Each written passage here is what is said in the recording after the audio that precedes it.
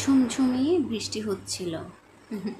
তাই দৌড়ে গিয়ে বৃষ্টি উপভোগ করলাম বাসার বারান্দা থেকে।